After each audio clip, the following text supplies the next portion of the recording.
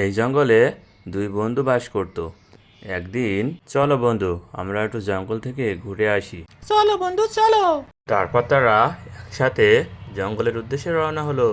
উফ বন্ধু, অনেক হাঁটাহাঁটি তো করলাম, কোনো খাবার তো পেলাম না। আমারও তো খুব খিদে লেগেছে বন্ধু।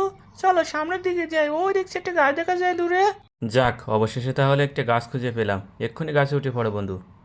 এক্ষুনি আসছি বন্ধু। হেই ও। এই বলে কাঠবিড়ালি গাছে উঠে ফল খেতে লাগলো। কি রে বন্ধু, ফল একাই খাবি নাকি?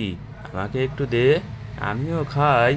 ফল না পেয়ে শিয়াল গর্জন করে বলল, গাছ থেকে নামবি না? নামলেই তোকে আমি খেয়ে ফেলবো, দেখি তোকে কে বাঁচায়। এ কথা বলে শিয়াল লাফাতে থাকে।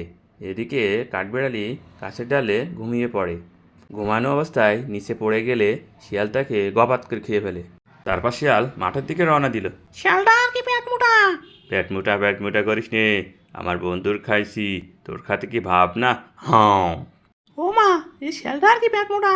পেট মোটা করিস নে, আমার বন্ধুর খাইছি, ঝালতোলা বুড়ির খাইছি, তোর খাতে কি ভাব না? আম।